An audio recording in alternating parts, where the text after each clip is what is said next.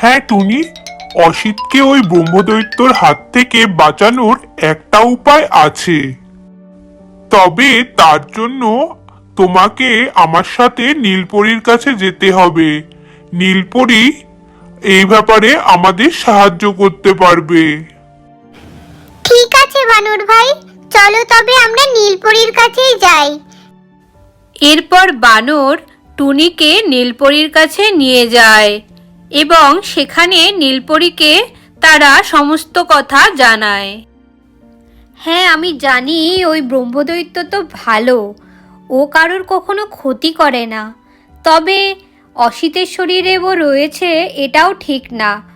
ওকে ওর শরীর থেকে বার করে দেওয়াটাই ভালো, না হলে পরবর্তীকালে অসিতের সাথে খারাপ কিছুও হতে পারে। হ্যাঁ নীলপরী, ওই জন্যই তো আপনার কাছে আসা। আপনি বলে দিন না কি করে